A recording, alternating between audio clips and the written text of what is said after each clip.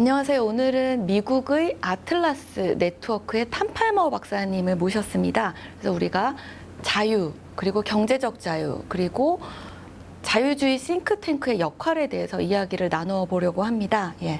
Today we have Dr. Tom Palmer from Atlas Network in the United States. And let's talk about liberty and economic freedom and economic think tank. Yeah, so please say hi to our subscribers and introduce yourself here.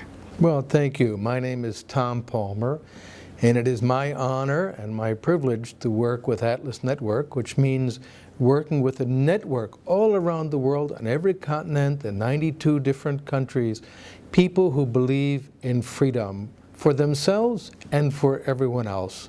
The idea of equal freedom before the law for everybody. My background is in the study of politics. So I did degrees in liberal arts and then philosophy, and then did my doctorate at Oxford University in political science. But what I get to do on a daily basis is work with people like you, Kelly, and all of your colleagues, and it is for me an inspiration to work with people who are promoting liberty. Yeah, okay. Thank you. 네.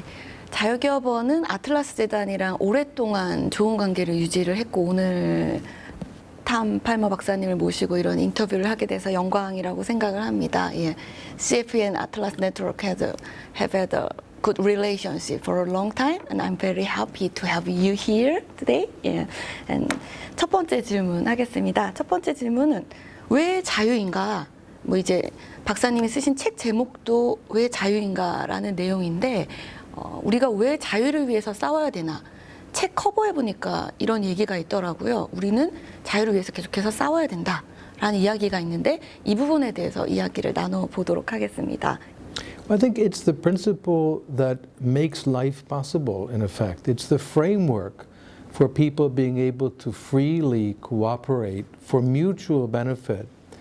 There's something that I've always found a little puzzling, and that is that in their everyday lives, most people live according to libertarian principles. They don't hurt other people, they don't hit them. If they disagree, they don't try to kill them. If they want something, they don't take it, they offer something in exchange through the market economy and so on. And yet, when they think about government, all those principles go away, and they think that we should use violence and power and force and take things. And to be a libertarian means to live your life thoroughly according to the principle of respect for other people. That's really what is, I think, foundational. And from that, we have seen historically, and we can understand through economics and sociology and even psychology, that respect for the freedom of other people and living according to the rule of law rather than power, violence, and force generates prosperous societies. People live longer, they are healthier, they are better educated, the benefits are so enormous. And so I support liberty fundamentally because I believe in the dignity of the human being and respect for another person. That's what motivates me. It has the added benefit of making possible all the wonders of the modern world, of scientific advance and longevity. When you think about what it means to be able to live longer, it means you will get to see your grandchildren or great-grandchildren. This was not possible for most human generations before us. And now it is, and this means an enrichment of human life. So to be a libertarian fundamentally means to respect the freedom of other people and show them the dignity that they deserve. 우리가 지금 뭐 전체주의 사회로 가고 있다, 통제 사회로 가고 있다, 이런 우려들이 굉장히 많습니다. 그래서 우리가 사회주의가 어떻게 우리를 위협하는가에 대해서 좀 질문을 드리고 싶어요. Well, we need to distinguish how we use the term socialism, because this is a term people use sometimes in inconsistent ways. So, for instance, Senator Bernie Sanders in America says he's a socialist, he admires Venezuela and Cuba and Soviet Union, but he says, well, what I want is Denmark. The Prime Minister of Denmark said, Denmark is not a socialist country, it's a market economy. They have a welfare state, as does the United States, as do many countries. in which the state taxes and redistributes and has involvement in a few industries, notably education and healthcare. Socialism traditionally meant that the market economy would be replaced by central planning. That instead of having rule-based interactions in which people can interact according to general rules and an order emerges, that it would be imposed from the top down. The order would be conceived in advance and then imposed. Those invariably destroy freedom. Freedom is not compatible with that because you're replacing living according to common rules that are predictable, and I can know what I may do and what I may not do. My freedom is compatible with yours, and that's the important element of the rule of law. That's replaced by violence and command. And we see it happening in front of our very eyes right now in Venezuela, as an example.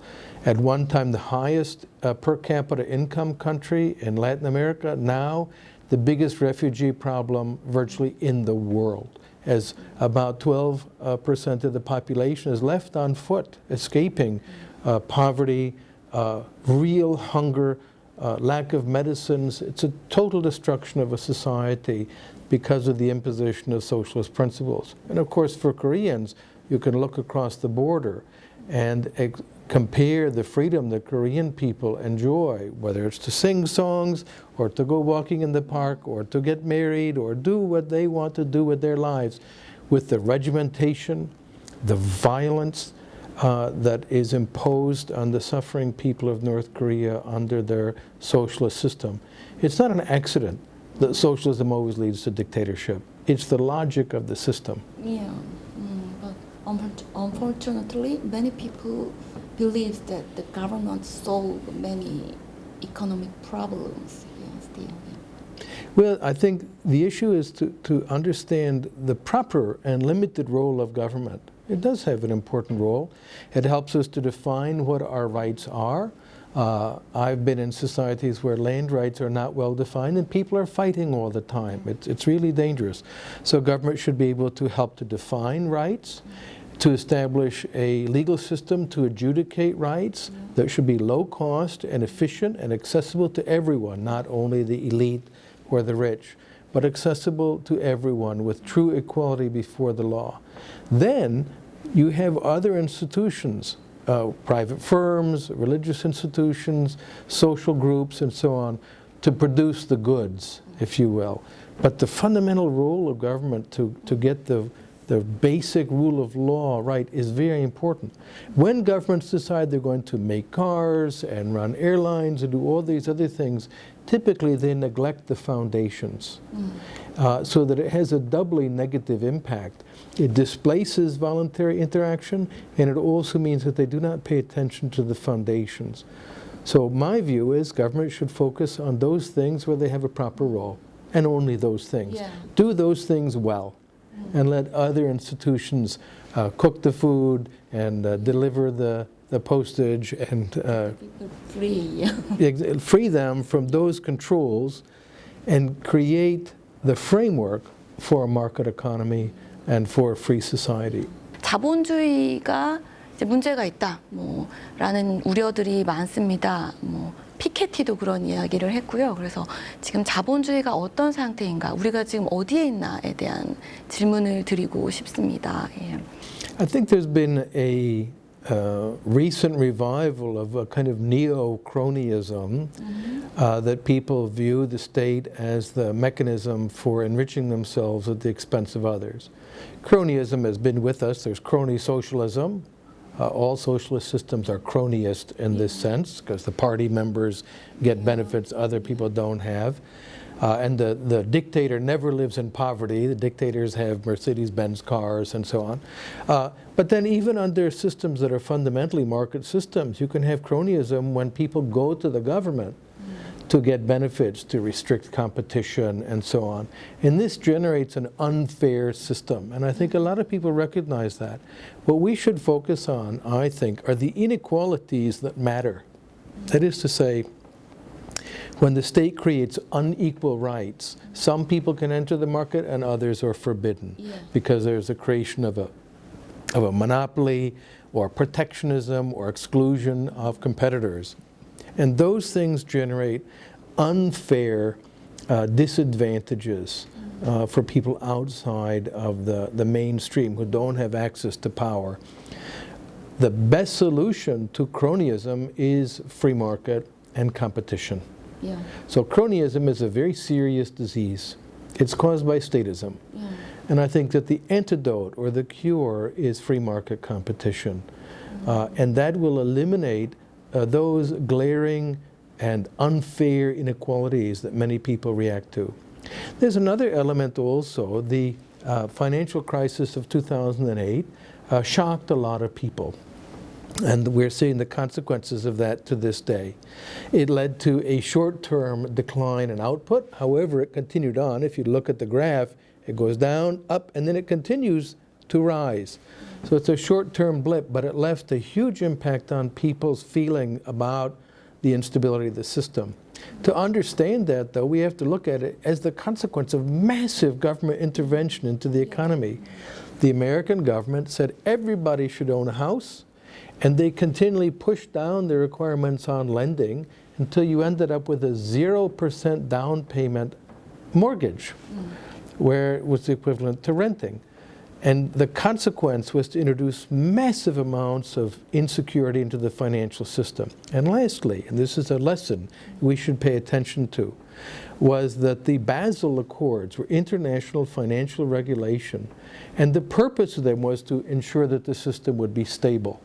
After that, we got this gigantic financial shock and instability. And it was in fact caused by the Basel Accords because they regulated securities held by banks. Instead of allowing the bank officers to determine the risk level, the regulators said, we will determine it for you. And they said government-backed mortgages had the lowest risk, and government-backed debt had zero risk. Well, what did banks do? They acquired loan papers held by basically 19-year-old college students in America and lots of Greek government debt. And this turned what would have been a local bubble in the United States into a global financial crisis. And the cause was the arrogance of thinking that the whole global financial system could be regulated by a couple of smart people. The consequence was disastrous. We need to stress that the lesson there is we need more free market competition and less government intervention of the sort that caused the financial crisis. 다음 질문은 지금 이제 홍콩에서 반중국에 대한 시위가 계속되고 있습니다. 그래서 우리가 홍콩 사태를 어떻게 봐야 되나, 그리고 중국과 관련돼서도 이제 또 이야기를 나눠보도록 하겠습니다. In many ways, the people of Hong Kong are fighting our battles in advance of us. I know many Hong Kong people, and I fear very much what is going to happen. Because the dictatorship in Beijing cannot tolerate independence of thought. Yeah. They have effectively, under Xi Jinping, gained real control of the economy, of firms, of obviously the media, the military, all the institutions that can solidify their power. And the attempt to extend this now to Hong Kong in violation of the one country, two systems principle, which the Chinese government is clearly violating, is something that the Hong Kong people are fighting against. And I think our hearts and our minds should be with them. I don't know exactly what people in other countries can do. No one wants to go to war with the People's Republic of China. If they were to invade with the People's Liberation Army, which I think is a real possibility, what would the world do? I think, I'm ashamed to say that they would watch. And in some cases, like President Trump, who is very close to the dictatorial principles of Xi Jinping, he would endorse it, as he endorsed the Tiananmen Square massacre. He said it showed the power of strength. He has an authoritarian personality, which shows up in his love for Kim Jong-un and Xi Jinping and others, this deep authoritarianism of President Trump. in many ways, the Hong Kong people are fighting a battle that I think many of us will be fighting in future against the omnipresent surveillance state that controls us, that will use artificial intelligence, closed-circuit TV cameras to monitor us, and then, as they have developed in the mainland, the social credit system is a very fine rein of small incentives, positive and negative, to change your behavior. If your social credit rating goes down, you cannot buy a ticket on the fast train. You have to take the very slow train. You cannot buy a ticket on an airplane. Your mortgage will be much higher. Your children won't get into good schools. And for the bulk of us as humans, it will shift behavior. They will isolate only those few deep friends of liberty with the courage to stand up and kill them, as they did with Liu Xiaobo, the great Nobel Prize winner who died in Chinese prison, one of the great libertarians of the last century, and a person I admire enormously. We need to stop that before it spreads. And right now I think that the Hong Kong people are on the cutting edge of a new totalitarianism that many of us around the world will be facing in coming decades. 연관된 질문인데 중국이 계속해서 경제적 자유를 확대를 하고 있습니다. 그럼에도 불구하고 중국은 민주주의로 나아가지를 못하는 상황인데 이 점에 대해서 이제 박사님의 의견이 궁금합니다. 예. Yes, that's a complicated question, and one needs to think in a very precise manner about such matters. When we talk about social interaction and institutions, we normally talk about tendencies, incentives to move this way or that way, rather than certainties. And I think that there's a strong tendency for accountable democratic governments based on limited government and constitutional principles and market economy. Those tend to go together. And I think that's very well established, not only theoretically, we can see the incentives, but also historically. China moved after the dismantlement of the communal production system and move into the household production system and agricultural life in China, and then the recreation through the Wenjing model and what they call wearing the red hat. People were recreating business firms as workers' collectives. Deng Xiaoping recognized what was happening in China. He didn't create it, he got in front of a parade he already saw moving. And China made enormous progress, but the party leadership did not want to give up power. Yeah. This is a very important principle. So the first real blow that could have gone either way was with the Tiananmen Square. And the hard line in the party leadership said, all right, crush them. And that was an inflection point in which the movement towards limited government was really crushed. But they continued the collective leadership principle, which was at least more pluralistic and less crazy. When Falun Gong came along, they viewed that as a threat to their power, and they crushed them without mercy in China, and really quite terrible stories emerging out of that. And then when Xi Jinping began to move up and seize his power, he destroyed the Bo Xilai and other competitors and destroyed the collective leadership principle. All the power is in his hands now, one person. And he's now president for life. This is extremely dangerous for China. I don't think it was an inevitable development. It was not absolutely necessary. There were a number of points when it could have gone one way or the other. Now they have a system in which there's been an enormous amount of wealth has been created by the market economy, and that has now been appropriated by a parasitic elite of thugs, Xi and his circle. And they are using it to pioneer a new totalitarianism that is enormously frightening. But we can ask a counterfactual. What would have happened had China not been admitted to a WTO and not been part of the global economy? I don't think that story would have been a good one either. So it's not the case that somehow more market economy led to totalitarianism. It was a totalitarian society already. We forget the tens of millions of murders under the Chinese Communist Party governance, with extraordinary brutality and degradation of human people, they went through a period of more openness and rapidly rising incomes, which I've seen in my own life. It's very impressive. And now they have a reemergence of the dictatorial principle again. We will see what happens in future. I think this is a great threat to liberty, not only for people of China, but all of Asia and even the world. But I don't think it's inevitable that this new totalitarian model will win out. They're doing their best job that they can, but there are many good libertarians in China working quietly. Unfortunately, the state has shut down most of the libertarian organizations, and UniRule Institute, it's a very advanced group. Professor Mao Yushar is a truly great libertarian, was one of the leaders of that. They have now, just in the last few days, made it illegal. They have banned UniRule because they're afraid.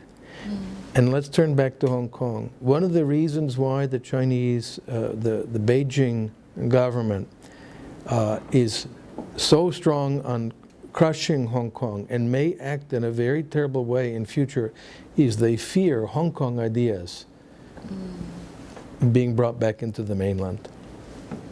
The ideas of freedom are very difficult to exterminate. 자유주의 싱크탱크가 왜 필요하고 아틀라스는 거기서 어떤 역할을 하는가가 이제 궁금합니다. 예. Oh, I think that the positive impacts have been demonstrated around the world. So to take one of the early ones, 1955, when Sir Anthony Fisher established Institute of Economic Affairs in London. Britain was the poor man of Europe. They still had rationing, post-war socialism. It was very, very poor. And he recruited some very good economists. He said, we're going to change the world, in response to the advice from Professor Friedrich Hayek, who was at London School of Economics and the author of The Road to Serfdom. And that institution transformed Britain from a backward, socialistic, impoverished society with still rationing into a prosperous, dynamic, wealthy market economy. 30 years later, in 1985, after it was set up, Mrs. Thatcher spoke at the 30th anniversary, and she said, they were the few, but they were right, and they changed Britain. She said nothing she accomplished in terms of reviving British industry and enterprise and activity would have been possible without the Institute of Economic Affairs. So that one little think tank with two economists in 1955 changed Great Britain and then changed the world. But I'll mention one more thing that Mrs. Thatcher said that we should always remember also. She was a very clever and witty person. And the founders of IEA were these three men. And in English, the male chicken is called a cock, and the female is called a hen. And she said, although the cocks may crow, don't forget it's the hen that lays the egg. That meant she was the one who did all of the reforms. And that is very important to remember, that the think tank can help to prepare the ideas, but you need the political change agents, the people who will run for office, go into the parliament to implement them. But without the ideas, they have nothing to carry them forward. So the think tank is an extremely important support for movement towards better policies. And we've seen this all around the world with the successful implementation of free market reforms initiated initially by think tanks producing studies and ideas and working papers. And then the politicians can carry them through to success. Well, Atlas Network was set up in 1981 by the very man I mentioned, Sir Anthony Fisher, who established the Institute of Economic Affairs in 1955. And he wanted to continue that process. He and his wife would travel to cities. They were very social people. They would meet professors and business people and say, maybe you could help to create a think tank. And he did that with a number of different cities. And they set up this Atlas Network in 1981 with 16. We now have 487 partners in 92 different countries, and it is a real network. Our job with the Atlas Network is merely to facilitate and help. And the reason is, we tried to be humble. We don't know the answers to all the problems. I don't know very much about Korea. I'm a foreigner here. Korean people know what the issues are and the problems. I cannot. So unlike the World Bank or the IMF who come in and say, here's the solution, do it. We tried to be humble. And we assist our partners. We provide training in management techniques and video production and things like that. And then we help them to meet all of their colleagues. We do Liberty Forums on every continent, Asia Liberty Forum, Africa Liberty Forum, Europe, Latin America, North America, and also Australia, New Zealand, with our partners there. And that means they can come together and exchange best practices and see, oh, look at what they're doing in India, look at what they're doing in Indonesia, look at what they're doing in Chile, Brazil, etc.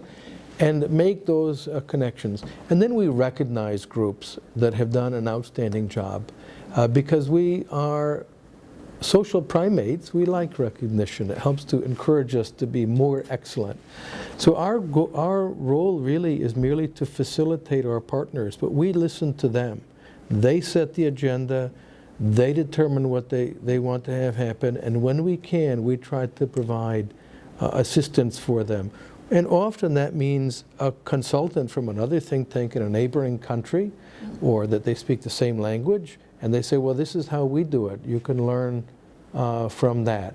So we try to have a humble role to assist our partners globally. And I have to say, groups like Center for Free Enterprise, for me, are an inspiration. It gives me hope for the future, because I think sometimes there are dark clouds on the horizon. I think, oh my God, look at the bad things in the world. But it gives me inspiration and hope to meet people at CFE and other organizations around the world and to say, look at what is possible. 우리가 자유기업원 언급하시면서 자유주의와 이 자유주의 싱크탱크의 미래를 긍정적으로 봐야 된다, 이런 얘기를 하셨는데, 우리가 왜 자유주의의 미래를 긍정적으로 봐야 될까에 대해서 또 질문을 드려보고 싶습니다. Well, there are several reasons. One is pessimism tends to be self-fulfilling. If you're pessimistic, if you say the world will become worse, it probably will. Only optimists are successful. And so I think it's important as a moral matter to have an optimistic approach about the world. Second, it makes you happier. And being happy is an important part of life, to look forward to have a happy life. The other reason is I think we should take a long-term perspective. When I talk to very young people, they say, oh, we lost something or something bad happened, they become depressed. I say, think about the fact you're going to live over 100 more years. And we have a lot of time to advance. So a story from my own past, when I went to university in the year 1973, I worked on a campaign to legalize cannabis or marijuana. I didn't smoke it. I don't smoke it now. I never have. It's not part of my life. I don't like it. But I think it's wrong to put people in a prison or in a cage because they own a plant or smoke something I don't like. We lost. It took many years, but now we're winning. And more countries are legalizing it. They're not punishing people with force and brutality and violence. It's taken 46 years that I have worked on that issue, not because I want to smoke it. I don't like it, but because I think it's the right thing to do. And what I tell young people, I say, I do not regret those 46 years. Because if in future someone's life is not ruined by going to prison because of what I did, it makes me feel happy. So I think we should have a long-term perspective, and we should also have the optimism to be successful. And finally, an important part of being a real libertarian or classical liberal is we are against the mentality of hatred and nationalism that other groups, socialists and nationalists and fascists and so on, promote. There's always one group hating another group. Well, you can be a libertarian and speak Japanese, Korean, Chinese, English, Portuguese, Kiswahili, any language. You can be Christian, Muslim, Buddhist, Jewish, Hindu, Jain, anything, and respect the freedom of other people. We have the real philosophy of friendship. And the great thing I love about being active with libertarian movements is it is a philosophy fundamentally of friendship and benevolence toward other people. And that makes life better. 이제 우리 정치 현실은 늘 자유주의자들이 꿈꾸는 것과는 좀 반대로 돌아간다, 이런 우려들이 많습니다. 그래서 자유기업원과 같이 활동을 하는 자유기업원과 같이 활동하는 많은 청년들도 이런 현실에 이제 좌절을 하기 시작을 하는데, 이런 부분들 청년들한테 어떤 조언을 줄 수 있을까에 대해서 좀 여쭤보고 싶습니다. 예. But it doesn't always go the other way. It's a question of your time horizon. There have been great victories for freedom that have been achieved because of libertarians. So we think about the big one, the elimination of slavery, the elimination of communism in most of the countries of the world, the collapse of the Soviet Union, which was an empire, brutality and violence and degradation, the liberation of markets, and then all the things that come with that, the ability for people to travel and trade and contact people around the world. The increase in prosperity has been staggering. So in the course of my lifetime, I've seen a huge increase in human freedom. It's not the case that the fight always goes against. Now, if you're very young and you have had a lesser experience, you might feel that, and I do understand that. But I encourage people always to think about the long term and to think about the freedom of other people, the freedom, the joy that people have when they can experience a life of freedom and dignity and responsibility for themselves. It's inspiring. I ask people often, very young people, to make one commitment in life. As you get older, you acquire many commitments. Get married and have children and have businesses and commitments in art and sports, all these different things that are important to people. And some of them come and go. But they have one that is with them until their last breath. And that is a commitment to liberty. So that even when they are as old as I am, which they find unimaginable sometimes, or much older, when they're 100 years old, they could say, I did something for the freedom of myself and my family and everyone around me. And to be able to say that is part of a good life, to believe in and work for freedom. 인터뷰를 끝내기 전에 자유기업원에게도 응원의 말씀 한번 부탁드리겠습니다. 네. That's something that's very easy for me to do. I have admired CFE for years. Sadly, my inability to understand Korean has limited that, but I've watched a number of the videos and I've known people such as Kim Chung-ho and so on, and the enthusiasm that is shown in the work of CFE. So I think CFE is an inspiration. And I love this organization, and it's my honor to be here and to try to be of service to you. Thank you for everything you do.